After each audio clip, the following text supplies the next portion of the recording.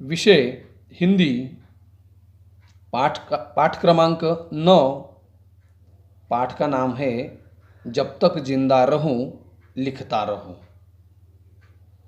लेखक का नाम विश्वनाथ प्रसाद तिवारी। तो इसका परिचय हमने पहले देखा था। गद्य संबंधी के बारे में फिर से संक्षिप्त में देखेंगे कि विश्वनाथ प्रसाद तिवारी जी ने प्रस्तुत साक्षात्कार में, प्रस्तुत पाठ में अमृतलाल नागर जी से भेंट वार्ता, उनसे प्रश्न पूछे हैं और उस प्रश्न के माध्यम से तत्कालीन जो सामाजिक राजनीतिक परिस्थितियां है, एक उसके बाद जो लेखक है उनके बारे में कई सारे प्रश्न पूछे हैं और उन सभी का नागर जी के जीवन पर क्या प्रभाव पड़ा है, इस साक्षात्कार के माध्यम से जानने का प्रयास किया है। तो इसके पहले हमने देखा था कि तिवारी जी का प्रश्न है कि गरीबों के प्रति जो करुणा है वो किससे प्रभावित है। तो उसका उत्तर भी दिया था उन्होंने कि मेरे पिताजी और मेरा पारिवारिक संस्कार, और दूसरी बात भारतीय समाज।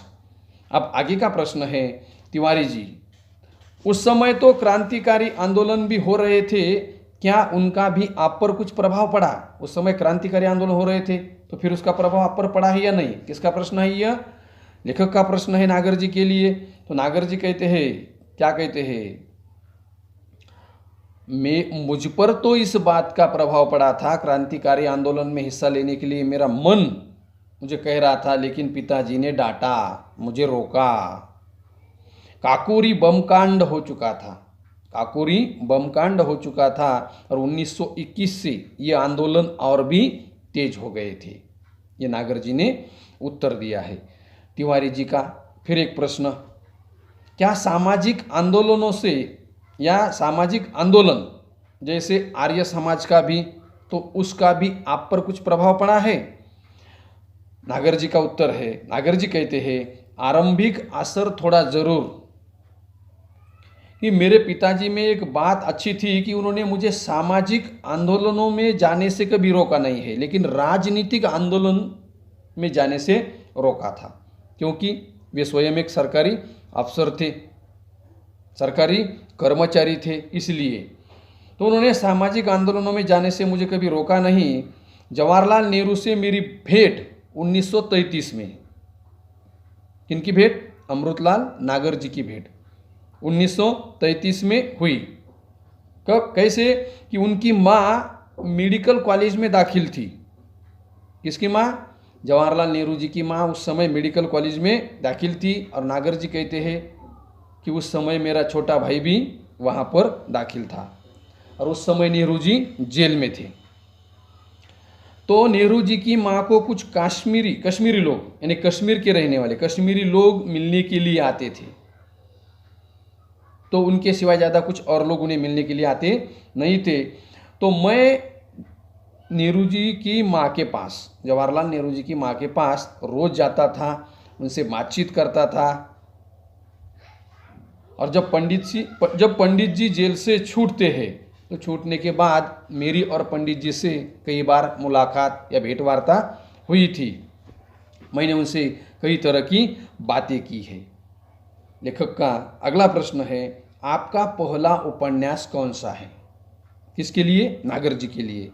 तो नागर जी कहते हैं, नागर जी का उत्तर है, पहला उपन्यास 1944। पहला उपन्यास 1944, जिसका नाम है महाकाल। क्या नाम है उसका? महाकाल, जो छपा था 1946 में। तो नागर जी कहते हैं कि बंगाल से लौटकर मैंने इसे लिखा था, बंगाल से लौटकर मैंने इसे लिखा था। तिवारी जी का फिर प्रश्न, क्या यही बाद में भूख नाम से प्रकाशित हुआ? कौन सा? महाकाल। महाकाल, तो इसका नाम बदल दिया था, तो भूख इस नाम से प्रकाशित हुआ था। नागर जी कहते हैं, हाँ। तिवारी जी, नागर जी, आप अपने समय के और कौन कौन से लेखकों के संपर्क में रहे हैं, और कौन कौन से लेखक हैं कि जिनके आप संपर्क में थे? तो नागर जी का उत्तर है जगन्नाथ दास रत्नाकर, गोपाल राय गहमरी। कौन कौन से लेखक है? प्रेमचंद, किशोरीलाल गोस्वामी, लक्ष्मीधर वाजपेयी आदि नाम याद है। माधव शुक्ल भी हमारे यहाँ आते थे, वे आजानुबाहु थे। आजानुबाहु का मतलब जिस व्यक्ति के हाथ खड़े रहने के बाद घुटनों तक आते हैं उसे कहते हैं आजानुबाहु। समझ रहे हैं आप? यानी खड़े रहने के बाद जैसे हम हाथ नीचे करेंगे ऐसे, तो हाथ कहाँ तक आने चाहिए? घुटने तक आने चाहिए, उसे कहते हैं आजानुबाहु। ढीला कुर्ता पहनते थे और कुर्ते की जेब में जालियां वाला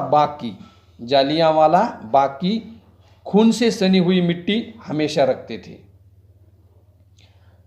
कौन? माधव शुक्ल।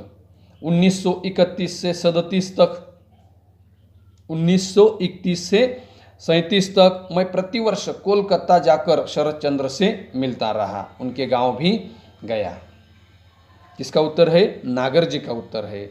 अब तिवारी जी का प्रश्न है कि पुराने साहित्यकारों में आप किसको अपना आदर्श मानते हैं? तो नागर जी का उत्तर क्या है देखिए, तुलसीदास को तो मुझे घुट्टी में ही पिलाया। घुट्टी का मतलब जो छोटे बच्चे को पत्थर पर जो घिसकर एक मात्रा देते उसे क्या कहते हैं? घुट्टी कहते हैं। तो घुट्टी में ही मुझे पिलाया था। बाबा सायंकाल के समय में या संध्या के समय में या नित्य शाम को प्रति रामचरितमानस मुझसे पढ़वा कर सुनते थे, श्लोक जबरदस्ती याद करवाते थे। तुलसीदास जी का ग्रंथ जिसका नाम है रामचरितमानस वह मुझसे पढ़वाते थे और स्वयं सुनते थे, और उसके श्लोक भी मुझसे जबरदस्ती से याद करवाते थे। तिवारी जी, नागर जी, आपने खंजन नयन में सूरदास के चमत्कारों का बहुत विस्तार से वर्णन किया है, क्या इस बात पर आपका विश्वास है? अब नागर जी कहते हैं कि सूरदास जी क्यों? कि सूरदास कहते हैं कि सूरदास जी जन्म से अंधे थे। सूरदास जी जन्म से अंधे थे। तो नागर जी का उत्तर है नेत्रहीनों के चमत्कार हमने बहुत देखे हैं, उनकी भविष्यवाणियां कभी कभी बहुत सच होती है। शूर पंचशती के अवसर पर काफ़ी इस पर विवाद हुआ था, काफ़ी मंथन हुआ था, चर्चा या बहस हुई थी कि सूर जन्मांध थे या नहीं, यानी सूरदास जी जन्म से अंधे थे या बाद में अंधे हुए। इस तरह से बहस हुई थी। अब नागर जी कहते हैं कि सवाल यह है कि देखता कौन है। अब आप कहोगे देखता कौन है? तो आँखें ही देखती है। तो देखता कौन है? आँख या मन? आँख या मन? तो आँख माध्यम है। नागर जी का उत्तर है कि आँख माध्यम है, देखने वाला तो मन है। देखने वाला कौन है? मन है। तिवारी जी का फिर प्रश्न, आपने कभी अपने लिखने की सार्थकता की परख की है? यानी आपने इतना लिखा है तो ये लोगों को अच्छा लगा है या नहीं, इसके बारे में कभी आपने जानने का प्रयास किया है? तो नागर जी कहते हैं हाँ, क्योंकि बहुत से पत्र मुझे आते थे जो कुछ मैंने लिखा है मेरे उपन्यासों के बारे में, खास तौर से कि जिनके पाठकीय प्रतिक्रियाओं का पता चलता था कि आपका ये उपन्यास, आपकी यह कहानी किस तरह से है, हमें अच्छी लगी है, कौन सा विषय है और क्या होना चाहिए, इस तरह से। तो कहते हैं कि पाठकों की प्रतिक्रिया मुझे खत के माध्यम से मिलती थी। इसका मतलब है कि मेरा लेखन किसे? पाठकों को पसंद आता था या आता है, इसलिए तो उन्होंने मुझे खत लिखना शुरू किया था। यहाँ तक देखेंगे, इसके आगे का पाठ अगले वीडियो में।